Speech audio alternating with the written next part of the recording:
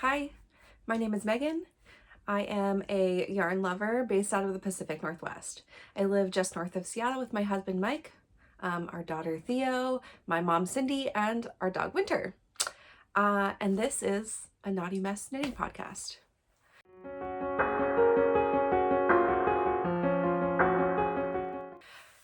Thanks everybody for joining. This is my 5th episode. I feel like pretty good about that.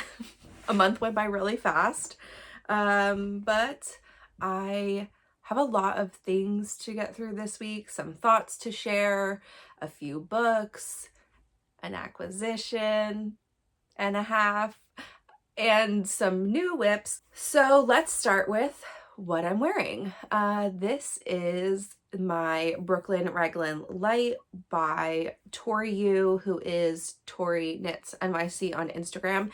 This was a test knit for her. I completed I think in August, or July, and maybe July. Anyway, it is just the light version of her Brooklyn Raglan, which is super popular. It's a raglan, top-down raglan with a broken seed stitch detail on the sleeve. I will stand up in a second.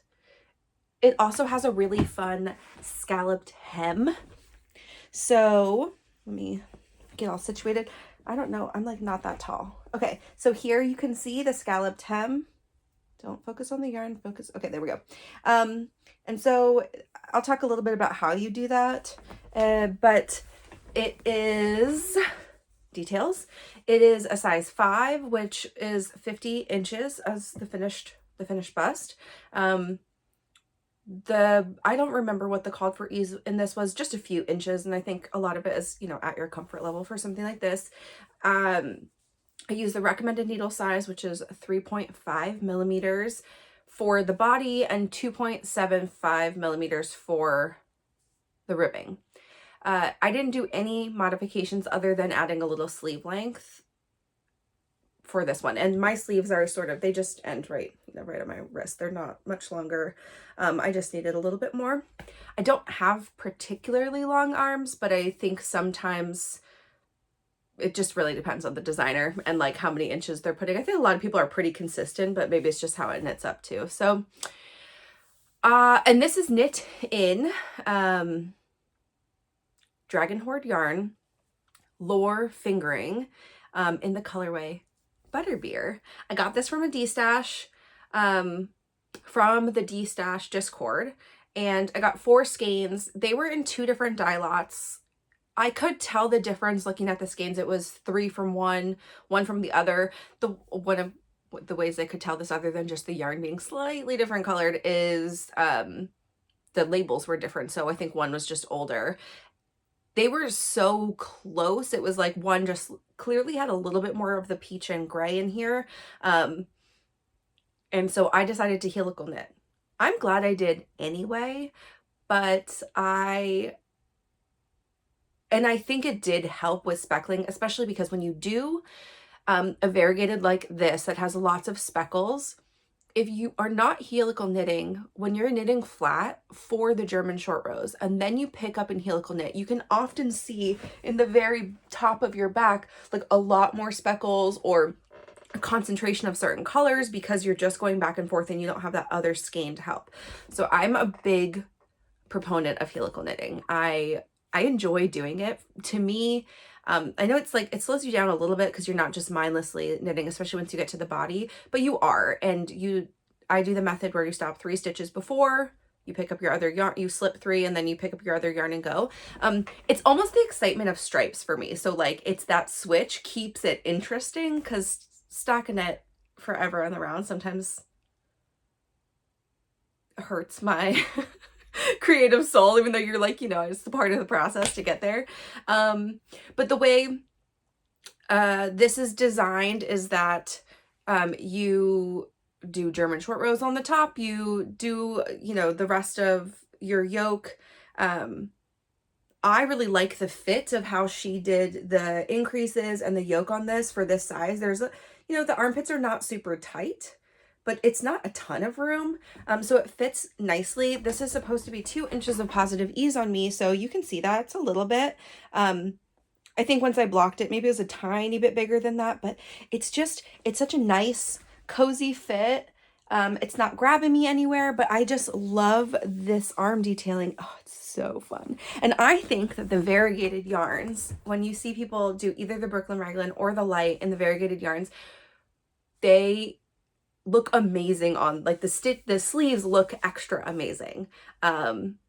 It's a pattern that I would say, like, if you have variegated yarns, a sweater quantity, and you're not sure what to do, this is a little more interesting than just like a flax or a totally stockinette, you know, top down.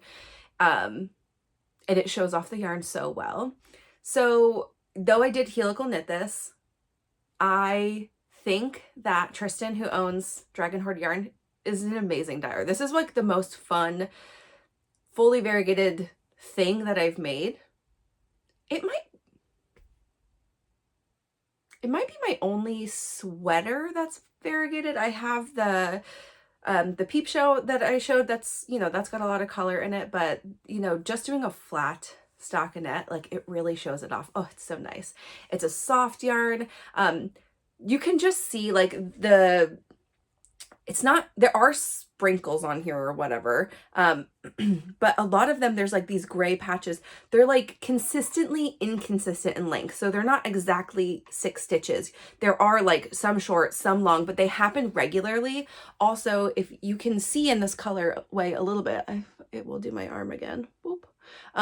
You can see there's gray, there's some peachy tones, there's like a dark red, there's orange, there's some yellow. Oh, it's so good. I love it. Probably have talked about this before. I'm a big Harry Potter fan. Like, as a nostalgia, just something I love. And so Butterbeer was just, I wanted it. This was also something I purchased before I really thought about my colors. I talk about my winter palette all the time, and I do think it's something, I gravitate towards wearing those things. I mean, I always kind of have, but consciously thinking now, like, okay, I want to make stuff that I really want to wear, not things I force myself to wear because I made it. This is not one of those. This is not a win. This is actually like all of the colors in my do not wear list put together. I don't care. I love it. I am a big fan. But what I do think for me is that it's something that I wear, I put a little lip on because I feel like I need to compensate a little. It does wash me out just a little bit compared to something that would be like burgundy or a brighter jewel tone or something like that. That's all I have to say about that. Oh, in this also, the scalloped edge, I love how she does this. So she adds German short rows at the bottom to create a U, but you get to do all of the edging still together. I don't hate a split hem. I didn't talk about this when I talked about the Alley Sweater Light last time. I really enjoyed that split hem, like, a lot more than I thought I would. It was my first split hem for a sweater, and I just, the fact that, well, I loved it and I didn't. I loved it because it was very satisfying to see that grow in that kind of long length. It's like 3 inches pretty quickly. And I loved doing the bind off. Half a sweater bind off, amazing. Full sweater bind off, especially because I did a tubular sewn.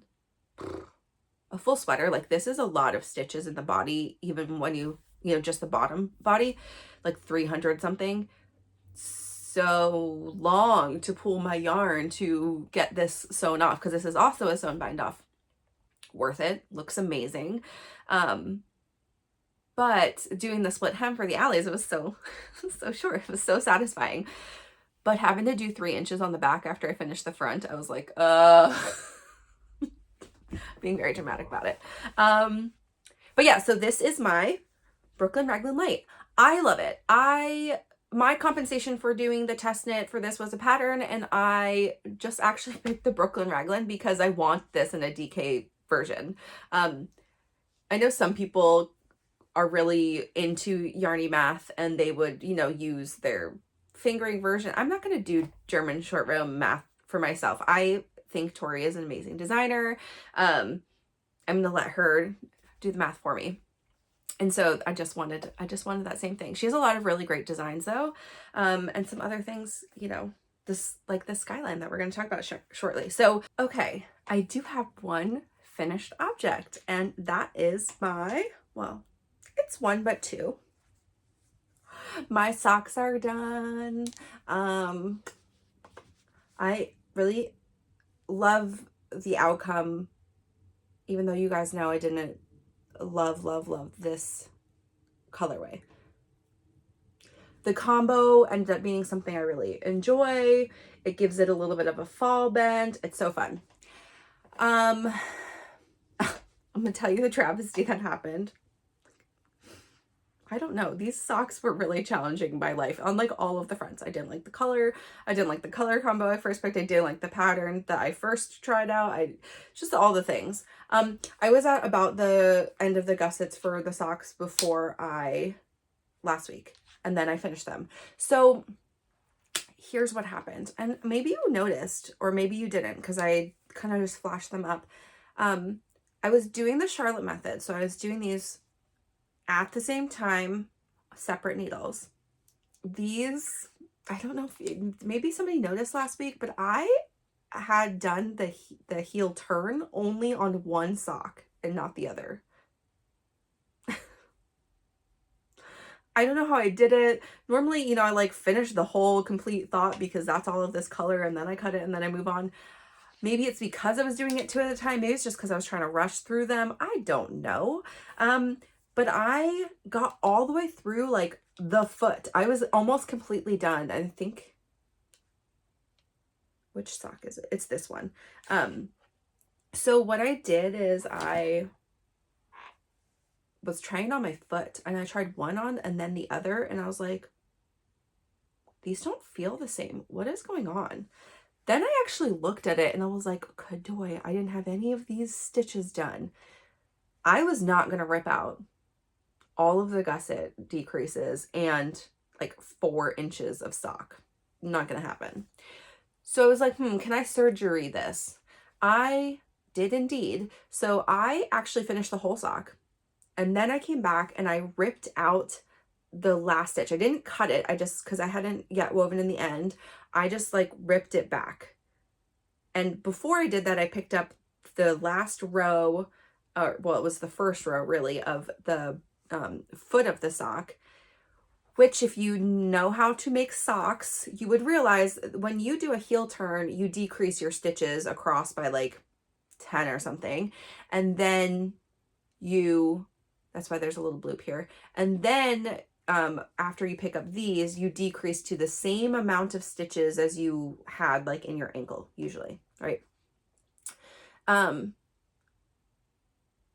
made all of the gusset decrease. Also why I was like, this sock is taking so long for the gusset decreases, because I did it off of all of these stitches picked up and the full amount of the back. So it was like maybe 5 extra decrease rounds, and it's a little bit bulkier. You can see it here. When they're on my foot, I can't tell. I can't tell the difference. It doesn't feel like a bulge or anything like that because my foot is wide enough in the back. But when I picked up across, I knew I would have to join some of them together because there were too many stitches for finishing the heel turn. If you don't have a heel, like the turn though, or heel flap, whatever this is called. I think this is the turn.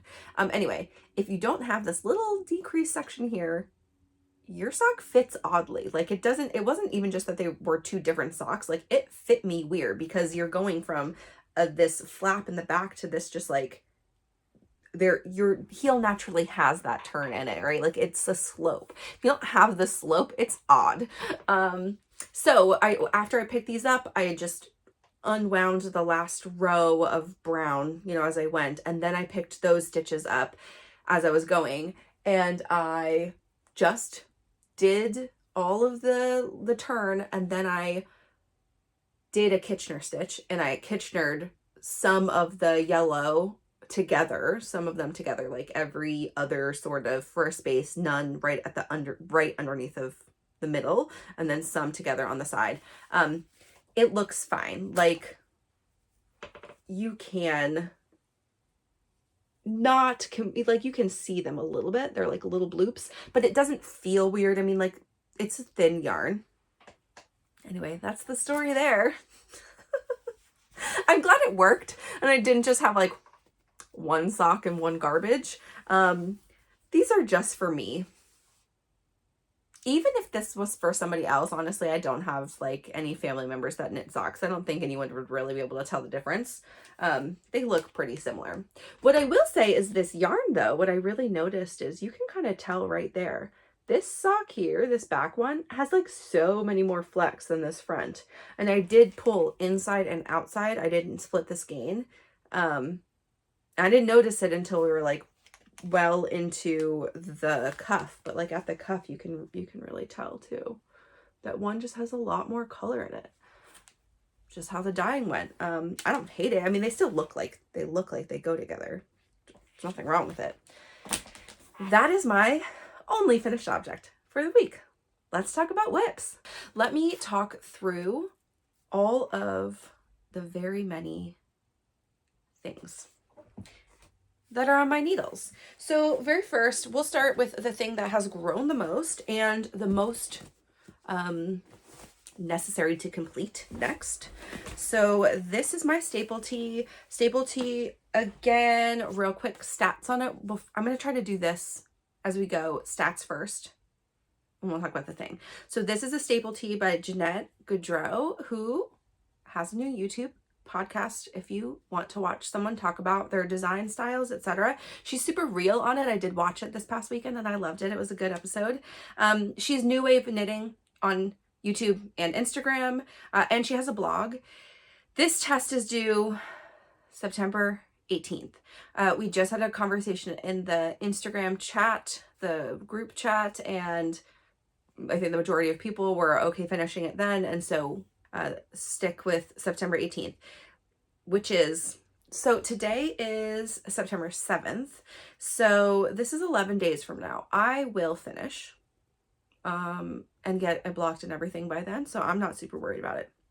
This is a made to measure tee.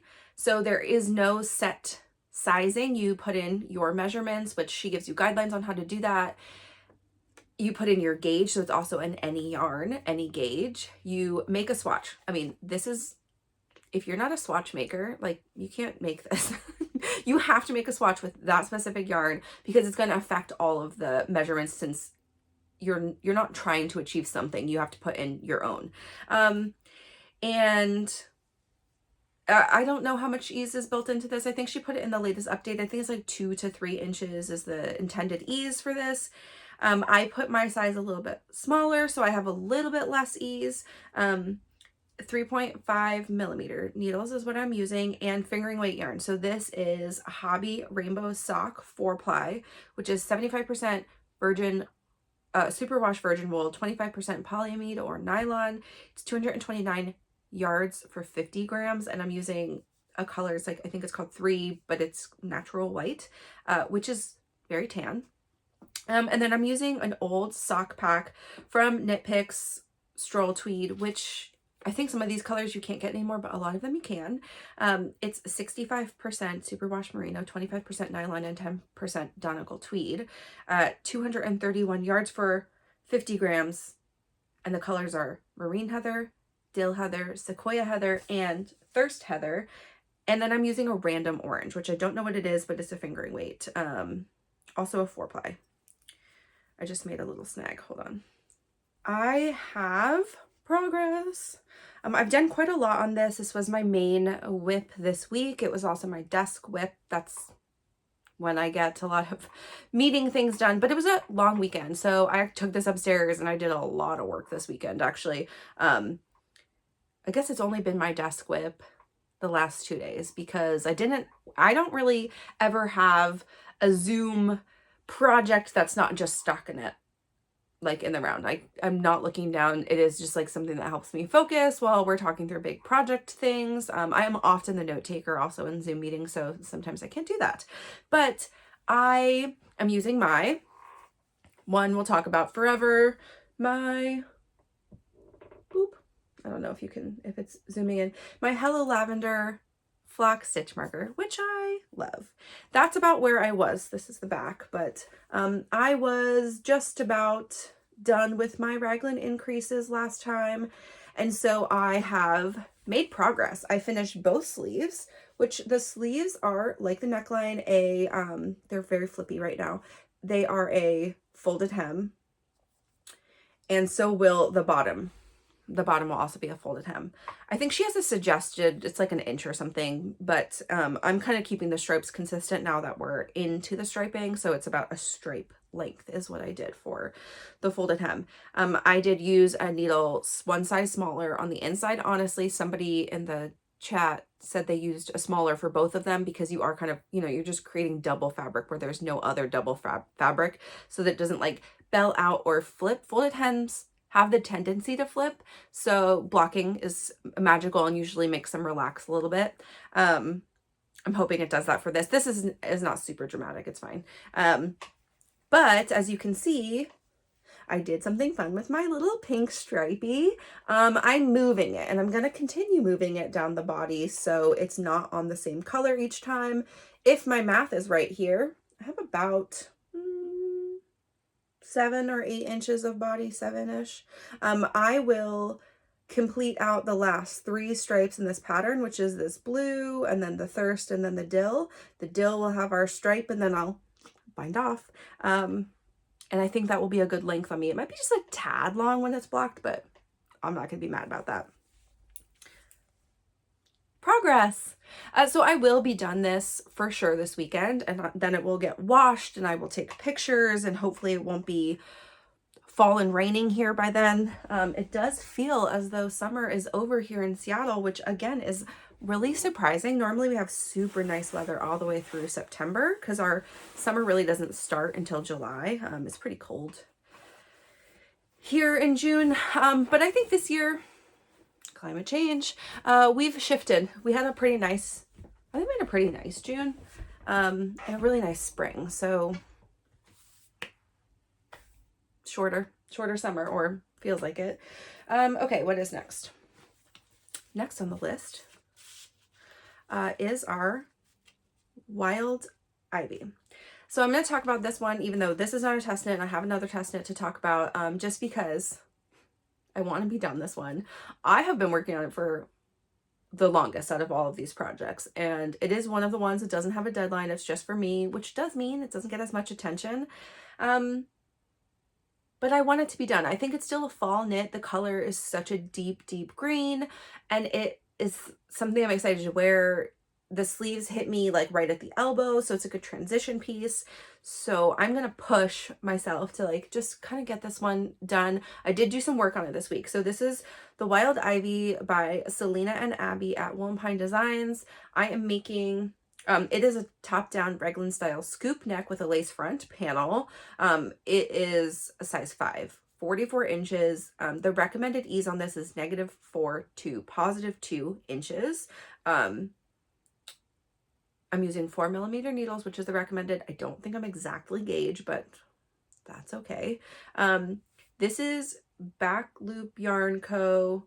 Cashmere DK in the colorway Evergreen, and it is 231 yards for 100 grams. It's an 80-10-10, so 80% superwash merino, 10% cashmere, 10% nylon. It's yummy to work with. It's so like nice in my hands.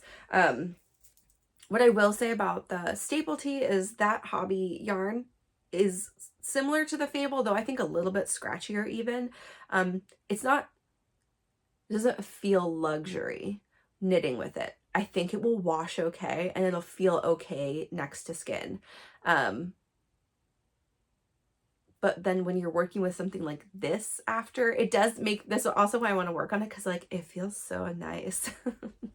You can even tell, okay, this yellow, and then like put a green next to me and I look a little bit brighter.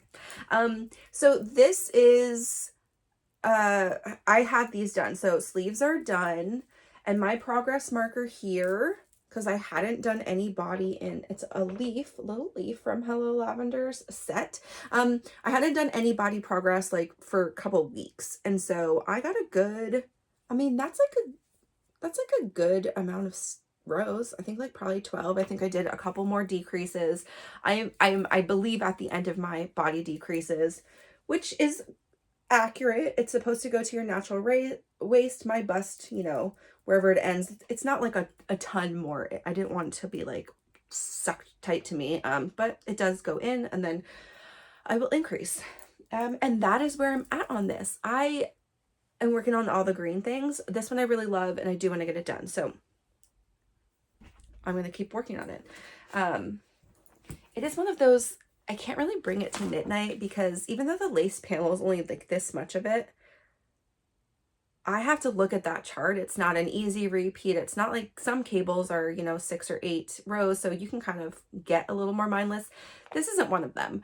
And that's okay. I like things I have to concentrate on sometimes. I just need to make the space for it. So the next thing I'll talk about is my Skyline pullover. So this one is a test knit. I have a lot of cables happening with this one. Sometimes I will sit on the floor with the baby, you know, after work, and we're just chilling and hanging out. She is a pretty independent player. She's also like crawling everywhere. So we have this long hallway upstairs, and she crawls back and forth and grabs her toys and plays with the ball and, you know, does all this stuff.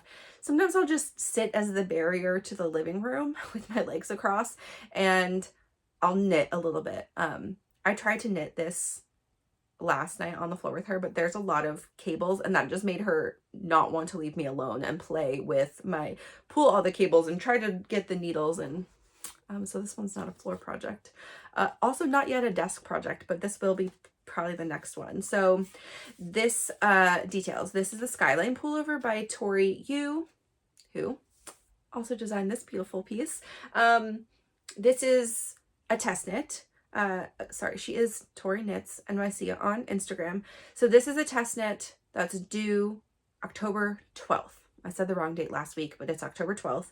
And it is a top down saddle shoulder sweater.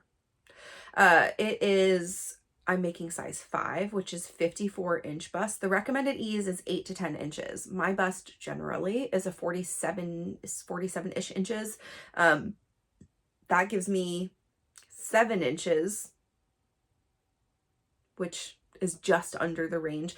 I've got to tell you, having a 47-inch bust, I'm like often the size that's right outside of it's like something to 46, and then they do to 48 to 50. You know, like it's just the way people sizes are numbered a lot of times. I'm always like the odd man. So it's like, do I go down one? Do I go up one? It really depends. This particular one, I think we've talked about this. I don't want to be swimming in it. So I'm just under the ease, being that in between size. I will typically pick smaller.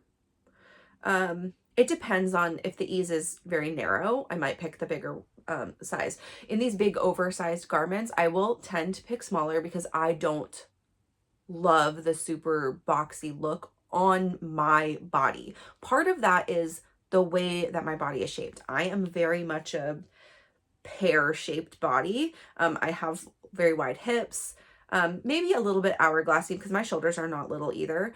But when things are really boxy, they tend to be like boxier in the shoulders and still wide. To me, it doesn't feel as flattering as something like this that has a little bit of ease but sits nicely. I mean, this also really kind of accents, or not accents your hips, but it like flatters your hips because of that scalloped edge. You know, you're not like sucked in by a sweater that hits you at the hips. So that's kind of nice. Anyway, back to this one. This is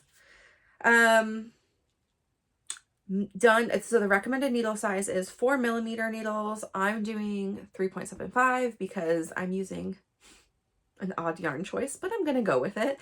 This is Hobbii Zafira in Dark Pines, which is a discontinued yarn, though there's many yarns like this out there. This one is 55% cotton, 27% wool, and 18% acrylic. It is a blown tube construction yarn.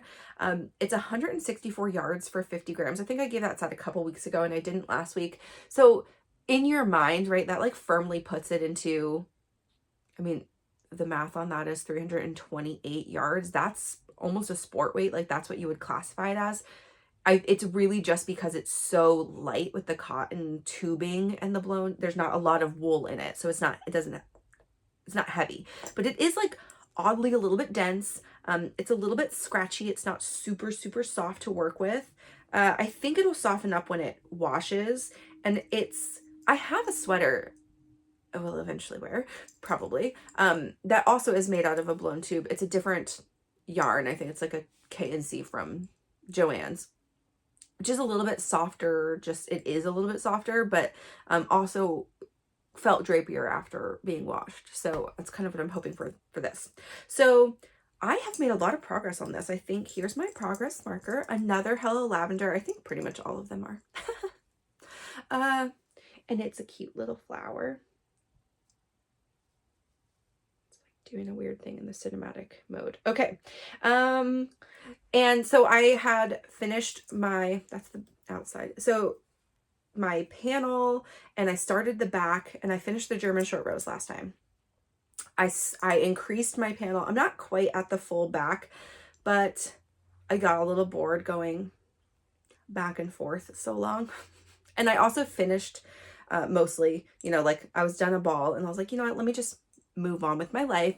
So I moved on to the front panels, and they actually were the increases to join before, joining across the neckline was not a lot. They were pretty short, like 12 or 15 rows. So, I mean, probably an even number, 12 or 14 rows. I can't remember, but, so here is my join. Then I just did a couple of rows after. I will likely keep knitting on the front a little bit and then join and then do the back. Like I might just end this ball. These are 50-gram balls. They're little. And I'll pop it on so you guys can see. Boop. Weird on a cable, right? But the neckline it's not going to be super deep or anything. Like I think it'll pull together pretty close. So here's my Skyline. I'm feeling okay about the timeline for this one too. I just want it to work on it a little more each week, and I will definitely have a couple things off my needles relatively soon, and so I will give this a little more attention, but there's more to talk about. Also, you can see I have just like, I have a lot of things split for sleeves right now, and so I have a lot of like really long cables holding sleeves, and I know I could do barber cord or something else, but these are convenient because you can just put a needle back on and knit your row onto whatever needle you end up using for sleeves. That's my preference. I have my next. This one also got a lot of work this week.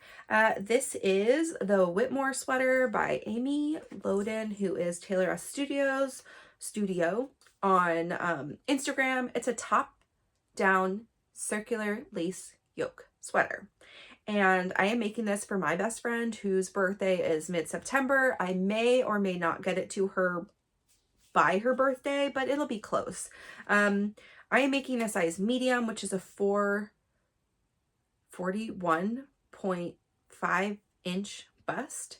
It has, the recommended ease is 5 inches. So we're in there, in that range. And then I'm using the recommended needles, which is 4 millimeters for the body and 3 millimeters for the ribbing.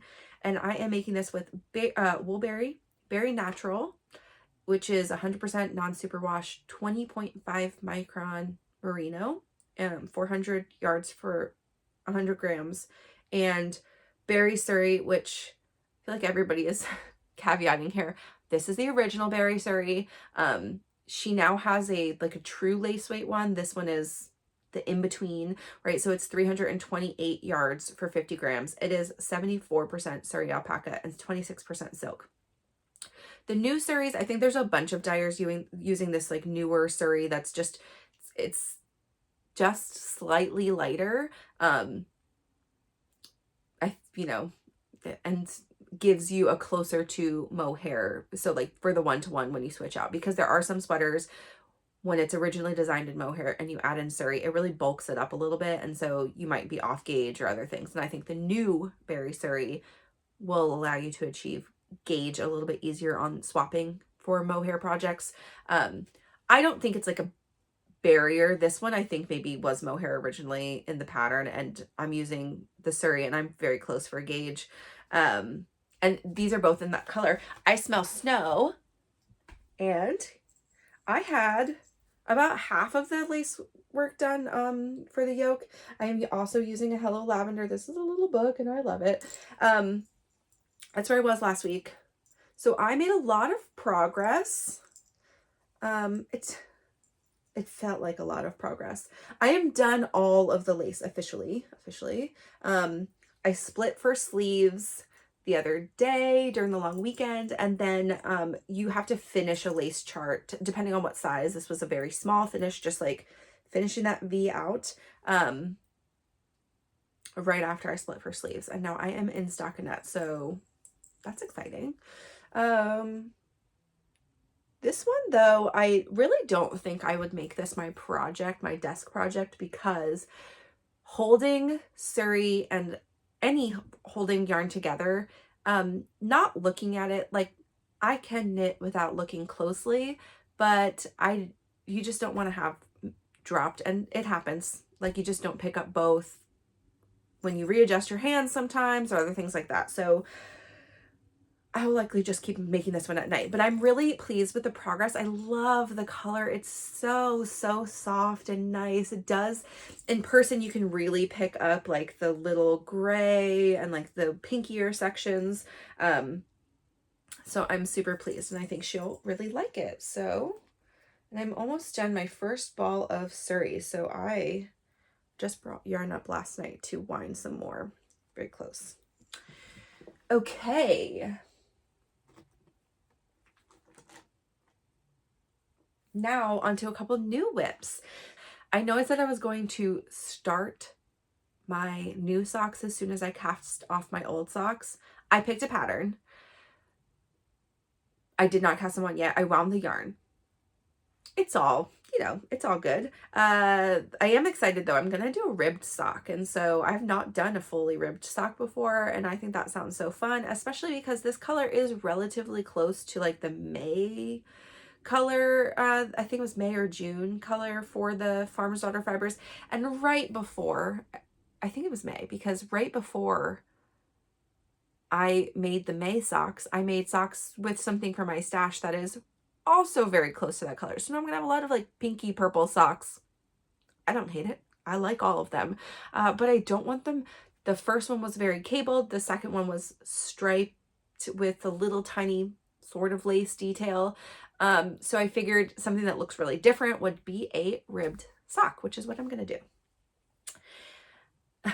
Future plans, not relevant to new cast-ons. So I think I mentioned this, and then that got me excited to just start it. I want to make my daughter a matching to my husband, sort of matching, School Spirit UW sweater. So the Mrs. Weasley sweater that I made for Mike was pieced. I'm not gonna piece a sweater for a baby. Also, that one doesn't have like sizes to baby. So the easiest baby raglan pattern that I already own is the Whidbey sweater, which is also a wool and pine design sweater. This is just like a top-down raglan, very basic. There's just nothing to it. I mean, like super simple. But what the point of the pattern is that you weave over top of it. So they give you like tips on how to do that, and also like keeping a very plain raglan for that is on purpose. But you like weave over stitches, and it's cute. I made 2 of these for also my friend Sarah, who has twins, and I made her the smallest size when they were born, and I sent them to her. Very cute. Obviously, they don't fit them anymore, probably, because they're already growing up. So I decided to make the 1 to 2 year size. Theo is 10.5 months. By the time I finish this, she'll be, 11 months or whatever, but it's 22 inches. I'm mostly on gauge for this, although I'm using a thicker yarn than recommended. I think it's a DK recommended yarn or recommended pattern. I am using Lion Brand Heartland yarn, which is 100% acrylic. It's 251 yards for 142 grams. They're 5-ounce balls, in the color Hot Springs, which is just purple. But it is, yeah, it's a little denser. It's definitely a worsted weight yarn, but this is what I made for the boys, and their measurements were pretty close for like the actual size when they could wear it. 1 to 2 is kind of a big range for babies, but I'm hoping it's a little bit bigger so that she can wear it even next season.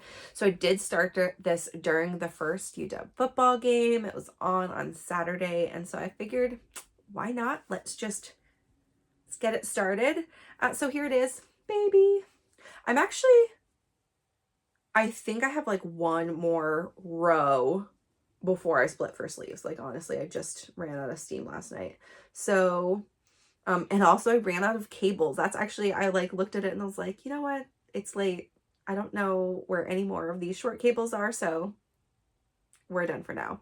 I know it looks really little, but also was making this, I was like, this looks huge for baby things, but really if I lay it next to one of her shirts right now, I don't even think it would be that big, you know, once I pinch it for this. So instead of weaving over this one, I will be putting a nice little W on.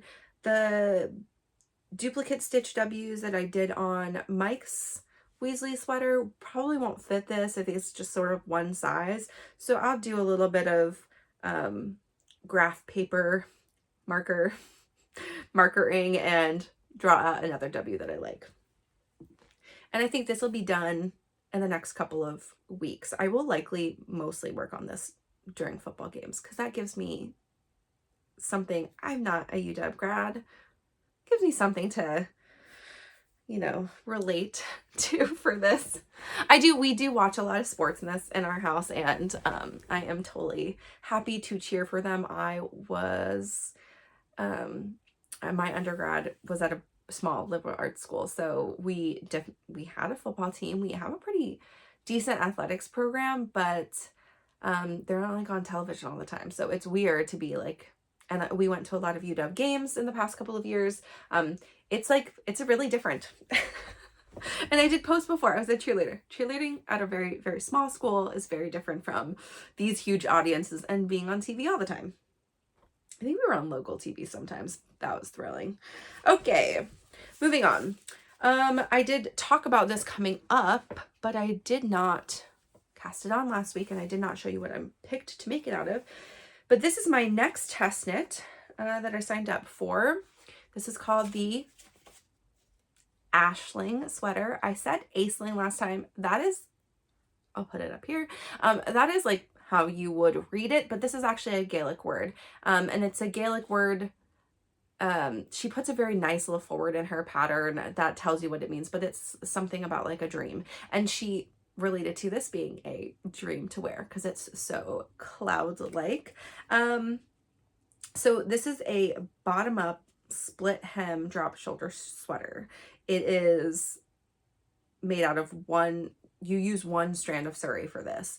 I am doing a size 5, which is the 48-inch bust finished measurements. The recommended ease is 3 to 8 inches. I could have made the bigger size, but I think it was like a 52-inch. That's the size 6. I just decided, like, with the look of the sweater and the floatiness of it, I didn't really want it to be very big. I kind of wanted it a little bit closer to my bust also because my bust is bigger than my waist. And the split hem is good for my wider hips. I just wanted the smaller size. We'll see how it goes. I am using the recommended needle size, which is 3.5 for the body, 3.25 for the ribbing, which is really all that I'm at right now. And I am using something we talked about before, and it was earmarked for another project, and I just changed my plan. I'll tell you why. So this is Back Loop Yarn Co. We're going to talk a lot about her today. Surrey lace, which is 74% baby Surrey alpaca and 26% silk. It's 328 yards for 50 grams. So it's like the standard Surrey versus like the skinny or light Surrey. This is the standard, and this is a custom colorway. We'll call it periwinkle because that's what I requested. So you guys have seen this before because I showed you it in a swatch with the fingering that matches this, which is right behind me. It's this, this one here. This like slightly darker in the fingering, more purpley in this. The reason I changed my mind is I did buy the Cargill pattern, which is what I wanted to make this combo together, from Rebecca Clow, who is the Crayabea on Instagram and YouTube. I did a swatch with the dip stitches because that's the whole pattern is dip stitches. And I just felt like the Surrey, especially the slightly thicker Surrey, sort of clouded them a little bit. Like, I don't know how to explain it. It just, and I didn't take a picture of it because I did just like a short thing and I was like, oh, I don't know if I love that, really the Surrey, not the color. So what I've decided is I'm going to get a non-matching color, and I think I'm going to actually do like a bluey gray to pull this purple color, like mute it just a tiny bit and do a mohair. And I'll probably do like a drops or, yeah, probably a drops. I mean, I might go to La Mercerie actually and just take my yarn with me so I can see colors on the wall. And then I can do knitting for Olive. I also really like enjoy their mohair. So knit up. So I shifted, and you know, after I did that and I saw the test for this come out, I was like, you know what? I have a lot of skeins of this to good use into something where it's still, the color just shines. And this is the perfect sweater for that. I made a little bit of a knot, hold on. So this is the ribbing. I have about an inch to go. There we go. Oh my gosh. It is so airy and light. I love it. I'm a big fan. And I am just this far. I have so much sweater to make. I'm really like, the construction is so interesting for the split hem. It's a split hem, but connected or overlapping. It's very cute. So I'm super excited. Very excited to get this going. And that is the last of the current cast-ons. Okay. I have this, I'm going to call this my half acquisition. And I want to talk about the project it's going to be because I do have the details for that. So I am doing a sample knit. And so why I would say half acquisition is I send all of this yarn back, even if I don't use all of it. It's usually, sample knits go a lot of different ways. It really depends. My Yarnaceous sample, I kept the extra yarn. My La Mercerie sample, I kept the extra yarn. I did a sample for 3 Irish Girls yarn, and I sent all the yarn back, right? So it just really depends on the dyer's preference, or yarn shop, I guess, you know, whoever you're doing your sample for. So this one, I think I sent everything back to Paisley. So this is Horizon Fibres, which is a Canadian dyer, independent dyer, and her name is Paisley. She has really fun colors. Definitely has variegateds on there. Her tonals are really pretty though. I think there are 7 samples that she just commissioned, which is amazing. They run the gamut. They're all different types of garments, or I think there's some shawls. You could, when she did her sign up on Instagram, like, it was like a Google Doc, I think. And, you know, she had a call for some sample knitters. The pay for this is yarn, which is great. And she had you select like what you wanted to do. There were a couple that I was more interested in than others, but I really was open to doing anything. And the pattern I got picked for, I'm really excited because this was one that I really do want to make. And it's not, I want to make it really bad. It's not something I don't know if I would put it in my wardrobe. I don't gravitate towards these kind of summer tops. But when I make it, I might decide I love it so much, and now I have the pattern, so maybe I will make one for myself. Anyway, I'll tell you about the yarn first, and then we'll talk about the pattern. So like I said, Horizon Fibres Paisley is in Canada. I think she's in Calgary, so to me that's not super far. Canadian shipping, so fun, a little bit slow, but it got here not very long after she sent it. It was just a little bit of a surprise. I think, I don't know if she had said in it which base she was going to have, and I didn't realize I was getting the Stratus base, which I'm really excited to try. So this is Stratus Fingering. The colorway is Redhead. So I did this intentionally. So I did wind one of them because I am going to cast on today. I do have a deadline. The deadline is, did I put it down here? Oh, is the end of November. It's a really generous deadline. I'm not going to need that long. I want to get it done. Also, while I'm in the end of summer, I'm more likely to want to make this summer top. I wanted to show you the yarn in both cake and skein. So it's not really going to focus on the yarn, but here's one. It's too many things for the camera to think about. There it is. And here it is. And it is gorgeous. Color is called Redhead, and it is 50% alpaca, 25% linen, and 25% silk. So linen is all those like kind of, they almost look non-dyed. I think linen takes dye really differently. And when you have animal and plant together, that you're always going to have like, I think a little bit of a heathered look. And this one is, it's so pretty. I mean, like, it's a little hard to tell. You can see it on the side a little bit more. There's a lot of depth. I mean, it's a pretty good tonal. Like, it is definitely a very consistent orange color, like rusty orange color. All of that linen in there though, and like the silk is not making it super shiny. But the linen is like so apparent in here, and it gives that like tan color, not tweedy, but like it yeah, definitely makes it look different. So that's Stratus Fingering, and I'm really excited. I haven't made a top with I haven't made anything with linen in the yarn yet.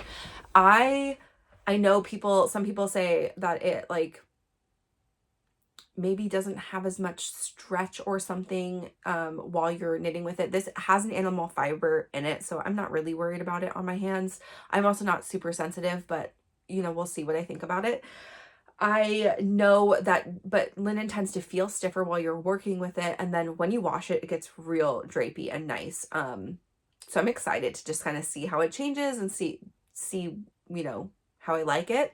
I do get paid in yarn from Horizon Fibres, and I am sort of thinking that I might get some sweater quantity for next year's summer tops with this lovely yarn. But she has a lot of really nice bases.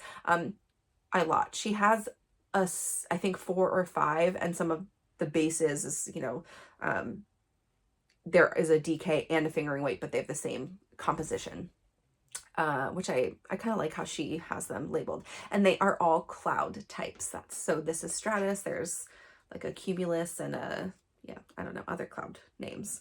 What am I making? I am going to make the oolong tank. So the oolong tank is a bottom up lace front v-neck tank top that came out this summer from Aimee Sher.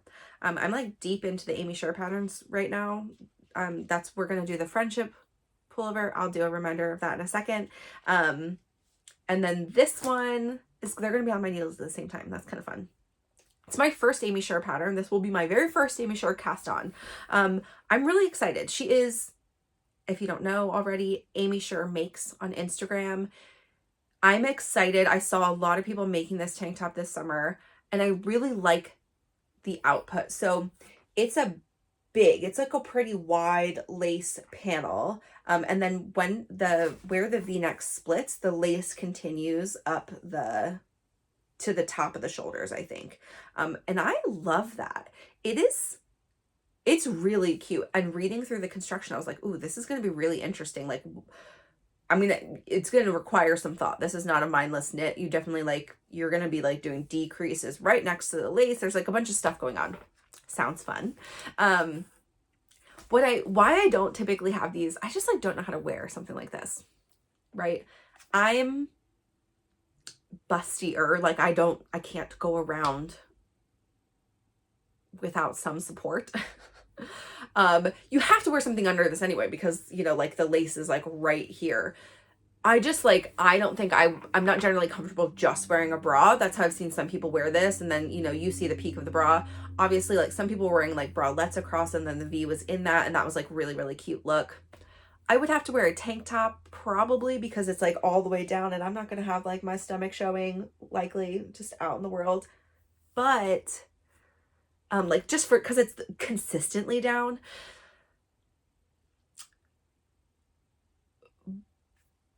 But a tank top, like you'd have to have a really specific, I just don't know how I would wear it. So I like feel hesitant to make something that I don't know how I would wear. If I could find something in my closet that's close to it and then like style it and see, but I don't really have anything like this because I just wouldn't gravitate towards that. But I am going to see how I feel about it once this is made. I'm making a size 3 with no bust shaping. This pattern, like many of Aimee Sher's patterns, are really conscious of body, like the body, all different body shapes and sizes and different customizations you can make. I think like Aimee tends to design a lot like on bust forms and stuff, and so she is, and I don't know what her background is, like maybe she has some actual like clothing, just I think she does also sew, so maybe this is part of it, is that she's very conscious of like the different things you can do to make it fit better. So it's just a tank top, but there is I think at least one, if not two different types of bust shaping or elements of bust shaping you can do in this pattern. I'm not doing any for this one, so I'll just probably read through those while I'm going just to see like what the changes would be. That makes it interesting though. I love that, but we'll see how I feel about it when it's done. If I feel like I could get away with it. I also think you could probably style this with like really high-waisted shorts or jeans. And then you wouldn't have much tummy showing and a bra. I don't know. Maybe. Who knows? I'll keep it in my back pocket even if I don't make it, you know, right now for myself. So I'm very excited. This will be cast on. That's the very next cast on. And it is an acquisition. I got it last week in the mail from her. And I will send it all back to her by the end of November. So, acquisition. Big acquisition time. You guys. As everybody knows, hopefully if you've been watching my other episodes, I'm a real big fan of Back Loop Yarn Co. Erin Balala, who owns the company, is based out of North Carolina. I think she's in Charlotte. Let me tell you. Sorry for the crinkling. Yeah, Charlotte, North Carolina. She is a wonderful human who has worked with me on a couple like custom colors, orders, things I was looking for specifically that she didn't have listed anymore, but that I wanted a specific colorway. Like like this slate color over here she made just for me. That was like something that was in an old colorway for her. So she was having an August sale to clear her shelves of some inventory that she had. And she was having a 50% off sale. Hopefully some of you took advantage. I know a couple of you posted that you did, and someone got their first sweater quantity, like hand-dyed sweater quantity from her, and that's so exciting. So I can't wait for you to share what you're making. But I made a couple of plans, patterns I really wanted to make, things that either were like old on my list or brand new. I will talk through all of them, I think. So what did I get? So many fun things. Okay. Here's my thought on this.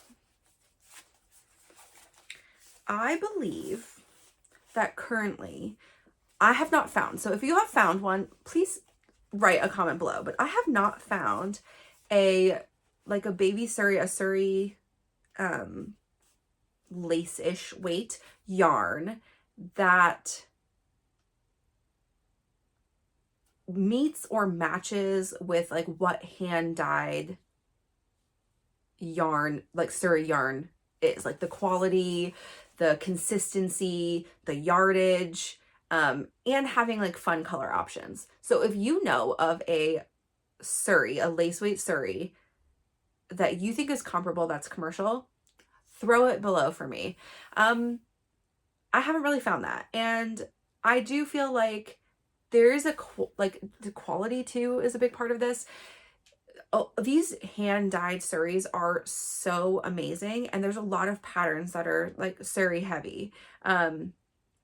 And I think more and more that are Surrey only is a thing that some designers are making, which is so fun. So the ashlaying is one of them. And a new pattern that just came out from Joji Locatelli, which is called Instant Crush. I'm going to put a picture up here before I show you what colors I picked. I love her version. It's so fall. Not my colors. And so I was thinking about what would I want? What would I really, really want to wear that fits into that pattern? And I really enjoy, like, I went through and looked at her test knitters, which is what I often do to see sort of it on different shapes and sizes, and also to see what other people picked, to get some inspiration.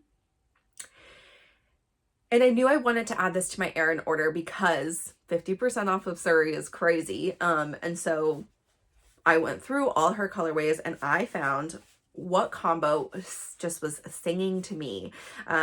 So I'm going to put it in this order because this is sort of how I'm going to lay it out. And I haven't picked exactly, like, you know, in the pattern, which section is going to be what color, except I think that I got the most of this color, which is called Frost. And it is this beautiful, like, glacier blue. It's bluey, a little, I mean, I don't even know, kind of a tealy, like super, super light tealy color. Frost. And this is going to be the neckline. This will be the top of it. That's all I know because I needed like one extra skein of that color, which is sort of like the main color. So I got that. And then I got this color called Tia Beanie, which is part of her Disenchantment collection, I believe. And it has this beautiful, oh, there's a little bit of that tealy color. Like you can kind of see it peeking over here. It's a little bit brighter, but that's okay. And it's got some like navy that's almost purple. There is some yellow. There's a little bit of like an orangey down here. It's super pretty. We'll talk about more about that color in a second too. This is Nordic, which is this just a really like, it's almost a royal blue. And so it comes out a little more tonal and it's, yeah, it's like a royal blue. I mean, really, it's just so pretty. And we've got Goldenrod. And again, can't let winter palette control your life. Plus, I think when you put it into something color work, it's not gonna be touching my face. If it's not touching like closest thing to my face, it looks amazing. So I'll show you in the order again. I don't know what order I'm gonna pick, and they like mix and match. So it's not like you do stripes like this. It's like this color and then sometimes this color's next to each other. So, you know, I wanted things that would really play well together. So this is the color set. I'm so excited about it. I think I did a good job. Yeah, I'm like, they're so cute. They're pretty vibrant. This is, even with this yellow in here, it's giving me like winter. To me, this is like winter vibes, like maybe the first peak of spring with this little yellow in here or whatever, but the frost and the Nordic just like play into this like kind of cool palette. Very excited to get this one started. I don't know where this will fall into my fall knitting. I likely will start it pretty soon because I'm really excited about it. Also, Brandy from Long Dog Yarn just posted her like nearly finished. I mean, I think she's done the body of hers, which she is using her collection. We'll talk about this in a second. I'll talk about this just after this. But she's using her like newest launch for those, and I really like those colors, but like this was singing to me a little bit more for in the Surrey for this. Okay, what's next? I got I'll talk about this even though this was sort of unintentional. So we had a little mix up, not a big deal, and I wanted the accompaniment color to Tia Beanie is called Dreamland, and we just had a mix up, and I got a sweater quantities of Tia Beanie instead of Dreamland. Erin is sending me Dreamland. I decided to keep this at the cost of the sale still because I really like kind of love it on worsted. This is a worsted weight, and this one is 218 yards for 100 grams. And I really enjoy it. I've got 7 skeins of this now to make some sort of fun worsted sweater. I was intending to do, I'll tell you what I think I'm going to do with this one because this was a little bit of a surprise. I think I'm going to make this into a Dorney. I was going to make, this is also a Rebecca Clow pattern. I was going to make my Dorney out of like, I don't have any yarn for it. I don't have the yarn I wanted for it, and I wanted to make a like a really icy blue color, so like bluey gray, and I was gonna do an Aran weight no fuzz. That's what the pattern is, an Aran weight. So for the worsted, I could hold fuzz with this. So I actually think I might see what the yardage is on like this mohair, or even though I had a different project picked out for this, doing it with the drops. So kind of toning down the brightness of this variegated. I'm going to swatch. And if I don't love that, I'm going to do an all over texture pattern with this, which I have another one in mind for. I'll take that part out. Anyway, I decided to keep it because I really loved it on worsted more than I thought that I would. I mean, I didn't order it, but I didn't have a project picked out for that. So my Dreamland is coming. It'll still be here by the time we have our knit along kickoff. What else did I get? I got, oh, the only other sweater quantity I got was Wild Terrain, which this is also in worsted. Worsted is one of those I tend to not buy from hand-dyed yarn as much because to make a sweater out of worsted weight, I need like always 6 or whatever. I'm not going to do tees out of worsted a lot of times, like a worsted merino. And it's a lot of yarn, and hand-dyed yarn is not cheap. And so like, you know, there are definitely beautiful worsted weight patterns for sweaters, and I do love how quick they knit up. So I really had to take advantage in this sale, and get some hand-dyed worsted weight. And we'll see how it knits up and how much I love it. And then maybe that's a thing that I do more. I love the versatility of buying fingering weight because you can really hold it double for DK. There's so many DK patterns out there. You know, anyway, just a preference thing. And as I'm learning and growing and like my yarn buying and like more hand-dyed yarns and other things, I think that it'll change, and I think that's quite all right. I do have a lot of stash, right? But like my stash reflects sort of the last few years of my knitting, which has changed a lot, right? So I tend to not make a lot of things out of these anymore. Also, it's been hot. This is really bulky yarn. I will make a bunch of, you know, scarves and sweater or scarves and hats for the kiddos this year out of this stuff. But I've been making all these garments, which is this other lighter weights over here. So this is Wild Terrain, and this is going to become a weekender from Andrea Mowry. I'll pop that pattern up here. I'm very excited for this. It has just like such a little detail, like the front like bump ridge, and I think there's a little bit of sleeve detail. I'm just like really excited for something easy, and that has like, it's just such a nice, like it's a nice color. It's like a gray brown purpley color, and that is, I don't have anything like this, and again, I don't really have any other variegated sweaters, full sweaters, so I'm so excited for that. Okay, you might have seen a flash of this. So excited. This color is ridiculous. It's called Poison, and it is, woo! Those highlighter colors are so popular right now. So I got 2 things out of the highlighter-y colors. But this green, it's also like, it's maybe a little bit more yellow in person, yellowy green. It looks like poison. I mean, it's like an acid color. It's so good. This is also in the worsted, and I am going to make a beanie out of this. And I needed a little bit more than one skein. It was like 240 yards, I think. But also I'm kind of thinking I might want to do something else small or make a baby beanie. Actually, maybe I'll make a baby beanie, and then baby and I can have acid color beanies. I just love the idea after we got the In My Neon Era to make the Pacific Knit West Knit Group got, like most of us got In My Neon Era, which is that super, you can see it, it's a boop, boop, boop, right there.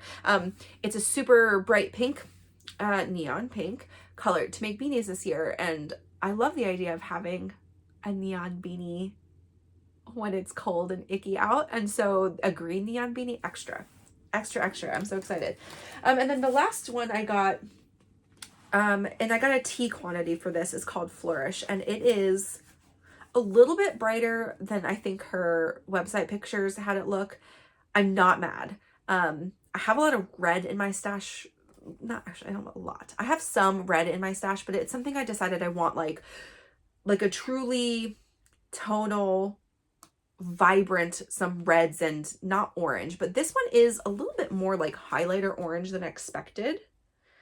I'm not mad, like at all, actually. I think that this is a bright enough color that it's still complimentary to me. And I wanted it for a summer tea. So like, hi, this is a perfect summer tea color for sure.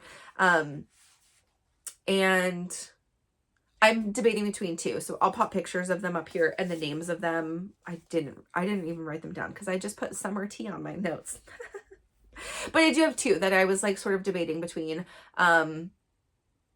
And actually, like, I have a couple other tonal tea quantities that it's like sort of like, depends on how I feel next year. It'll be one of, because there's still patterns I want to make. Okay, so that is my acquisition. I'm so excited. I really, I love supporting small dyers. And again, working with Erin has been really great. And she's pretty small. She's a pretty small Instagram following. And I would love to see, someone with her,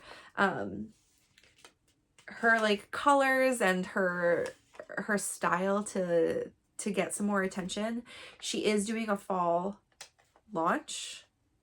I don't know when it's happening, but I am going to sample knit for her too. Like, I need another project, but I'm actually really excited for the one that she picked.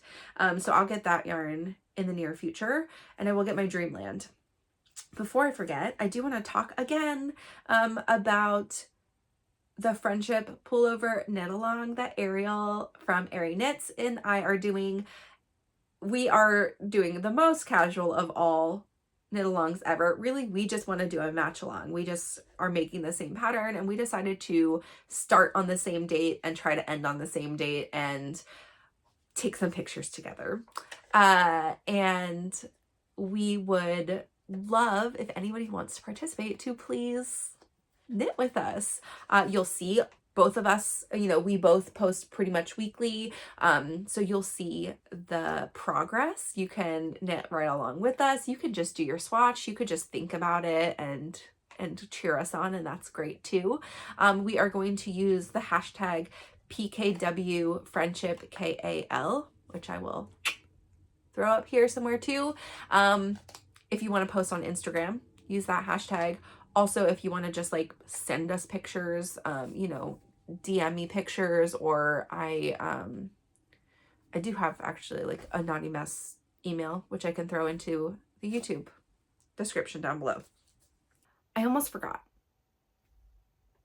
I wanted to talk really, really fast about a couple of upcoming launches.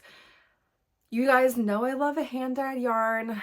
I can't buy all of them, but I do want to talk about some that I'm excited for. So Long Dog Yarn, who is Brandy, and Long Dog Yarn on Instagram, is doing all her extras from the One collection. So if you like any of the yarn that I got for the One collection, which I showed a couple episodes ago, or just any of the other colors out and maybe you missed it, or you didn't know about it, she's putting her extras up. So there's like only a few and some or all of the bases for certain colors.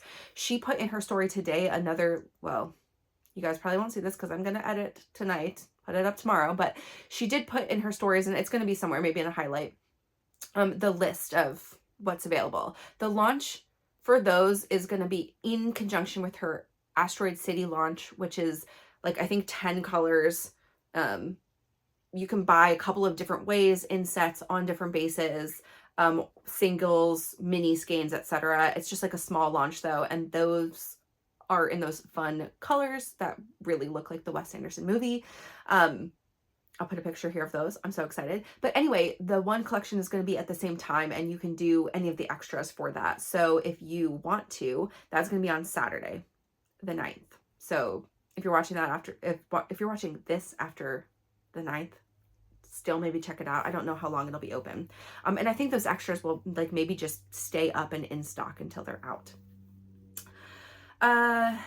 Okay, so the other things I'm really excited about, and just in case you haven't like found them on Instagram, I'll link them below. I'm like, so many good moody colors coming out right now. So 3 that I'm really loving the color releases for so far is Paisley Knits is doing, I think it's New Zealand, maybe New Zealand, Australia, but New Zealand for sure. Like her trip, she got inspiration and she's doing colors from that, which so far, at least I think I've seen 2 or 3 colors, and they're all these like gorgeous tealy blues. Whoa, I am sucker for tealy blue, so I don't know if I will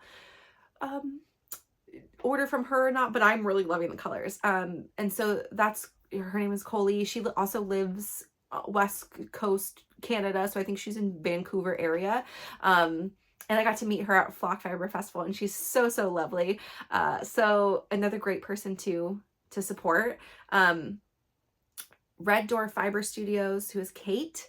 I think she's Red Door FS on Instagram. I'll put her link down here too, but she is having her Once in a Blue Moon collection, which is a bunch of blues from previous collections, and she has some great blues. And so far, and I think there's accompanying colors with them that aren't necessarily blue, so it's going to be a little bit of a variety, but like so far these colors are so pretty. And she's done some recalibrating of old colors as she's grown in her dyeing adventure, and that is so, so awesome.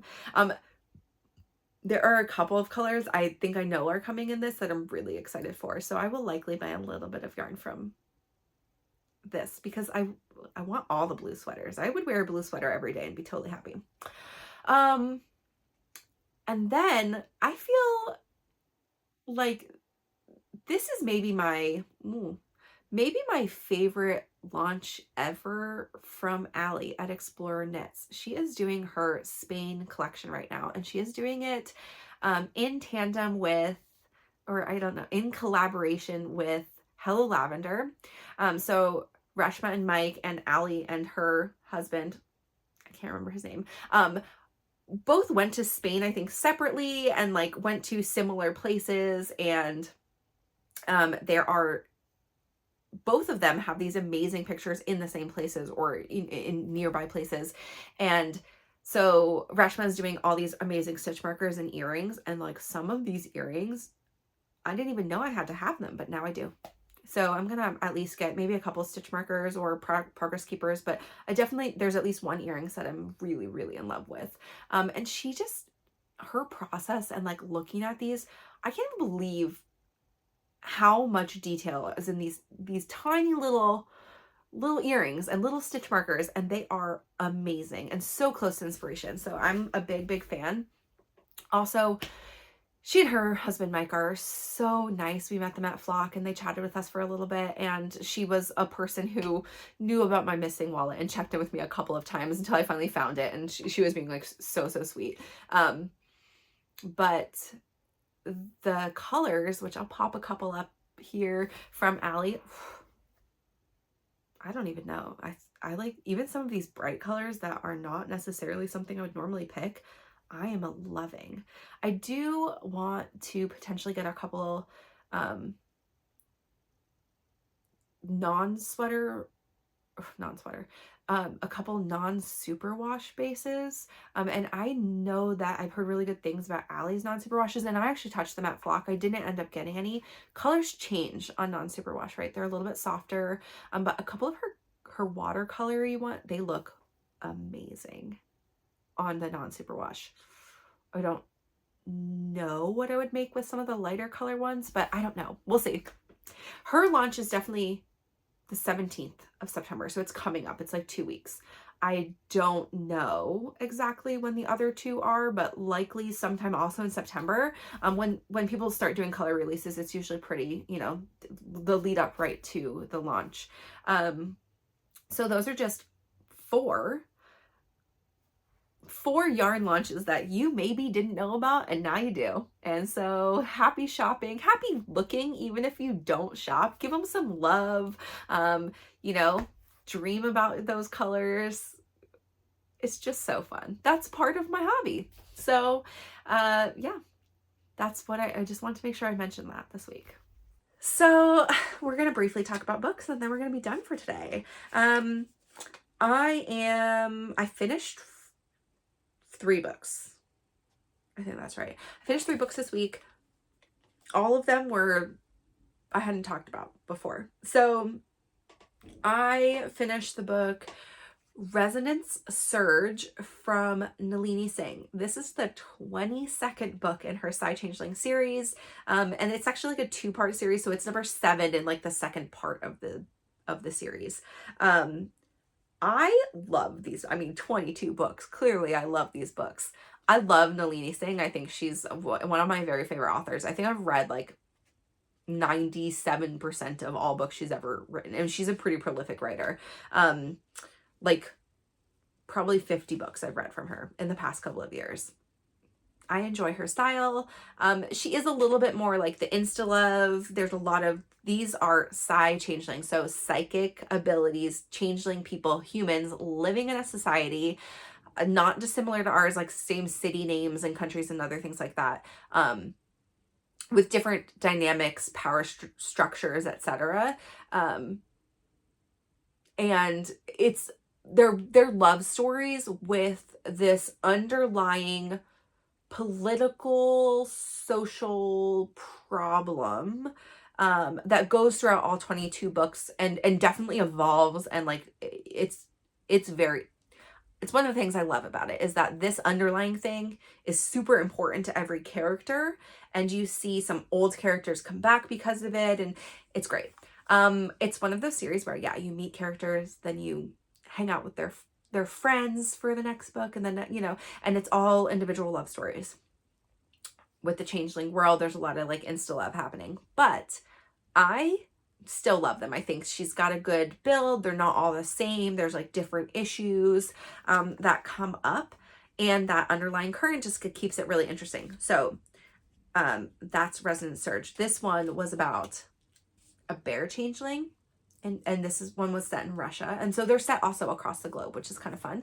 A bear changeling and a Psy, and there's a lot of like emotional disturbance, just like that's the world they live in. There's a whole thing. Anyway, I totally encourage you, if you love a series like that and you want to really get into it for a long time, these are amazing books to do that. I've really loved all of them. I definitely have favorites. I have favorite couples, but there were none that I was like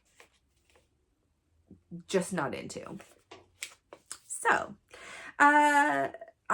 somebody, Knits by Nayla, wrote a comment, I think on my first video, and said that it sounds like I would love to read The Vampire Knitting Club. I have never heard of The Vampire Knitting Club. It is a series by Nancy Warren. I think there's kind of a lot of books actually, but it is sort of what you would think by the title. They're at my library, so I finished Resonance Surge, and those books always like kind of put me in a hole because I'm like, I want the next one. I want to know what's going to happen. And so I wanted something kind of like fun and maybe a little lighthearted. And these are cozy mystery reads. I'm not super into that genre. I haven't dabbled a lot in that genre. But I think a lot of the books that I read, you know, like a lot of fantasy books have some sort of like uncovering of secrets, or there is like a case or whatever. These tend to be like like a murder mystery light, right? Not super dramatic. Maybe a little bit like, yeah, anyway, fun. The first one is called The Vampire Knitting Club. And you meet all the characters to start. And the main character is like maybe not my favorite heroine I've ever read about, or, you know, from her perspective, but she's pretty funny and I'm enjoying it so far. So I read that one. It's also not super long, so I read it pretty quick. Again, 3-day weekend. And then I did actually finish last night the second book in the series, which is called Stitches and Witches. I will likely read some more of these as like the fall goes on. Also, it's like a really fun fall read. They're set in Oxford. I've been to Oxford, England, and it is a lovely place, and totally can like put myself back there with like how they're describing the old buildings and all the history. And it's a place where people love to put vampires because it's like a small town England that has all this like learning, and there's like the moody buildings, the Gothic style buildings. I mean, I get it. When I was there, I was like, yes, all the vampires should be here. So it's great. I would recommend, if you want a cozy mystery romance, do it. So fun. They do talk about yarn. The main character is not yet a knitter. It's like a whole part of the story, but she owns a yarn shop, and that is fun. There's a little bit about, she throws out like terms. I find it enjoyable. Anyway, I'm still then reading The Things We Hide from the Light from Lucy Score. You guys, every time I go to bed, and that's when I usually Kindle read, I have been like falling straight to sleep, like reading one page. So I'll get through this in the next couple of weeks. And that's all I have to share today. I am so excited for fall knitting. I'm diving in, clearly. I will say I was kind of planning out my fall things, and you know, you always want to, I write down more things than I can possibly make, right? There's no way I'm going to make this whole list of things. But talking to the knitting group, I decided, I think what I'm going to do this year, I did not do last year, and it's slightly different, is that fall knitting tends to be sweater knitting for me in the last couple of years. That's super fun. I'm going to continue making my socks too throughout, you know, to the end of the year. And I'm finishing up a couple of tees and things. And this tank top obviously isn't for me, but is right in the beginning of fall. What I think I want to do is plan inside at least 2 of these, if not 3, inside my fall knitting, drop a t-shirt or a tank top that I'm excited to have next year, so that when I start spring, and let's say it's April here, and it has we just sometimes have these gorgeous, gorgeous weeks in April where it's maybe not very warm, but it's enough that I want to wear a tank top or a t-shirt under a cardigan, or, you know, out for a little bit in a t-shirt. I will have some new ones to wear. I will not be scrambling to throw t-shirts onto my needles. I also think that you get that like so many sleeves fatigue in your fall knitting and your winter knitting. I think I'm really excited to have a couple of tops that are just like either no tees or they have short sleeves, and I will be so thrilled to have those pop off the needles. I do think there's also going to be like, you know, wearing these acid colored hats. Like, I'm so excited to be wearing this color. I think I'm going to want to knit in a couple of brights also. So that is my thought. I'm going to, you know, you guys will hear all about it, but I think I'm going to put those into my plans. You know, something like a December and a February. Those are 2 months where a bright colored tee would be a serotonin boost for me for sure. So, thank you for coming along my knitting journey. I am excited about all these things happening, and we'll hopefully have a couple of finished objects next week, because I've got a couple things are either small or close to the end.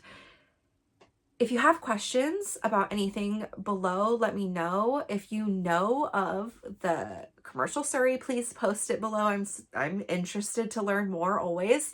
And if you've got other book recs for me, put them below. If you tell me what you've been knitting on. A couple of people have shared patterns that I've never heard about before. Like, as much as I'm on Ravelry and Instagram looking at pictures, you know, you gravitate to designers you know, or, you know, the looks and feels that like I want to make. I want to hear what you guys are making and the design, you know, the designs that are sparking joy for you. If you have any other questions ever, of course, reach out to me. I'm on Instagram as a_naughty_mess, just like I am here on YouTube. And you can find me on Ravelry as a-naughty-mess. And yeah, look at some inspiration in my bundles. And I so look forward to talking to you all next week. Have a good weekend. Bye.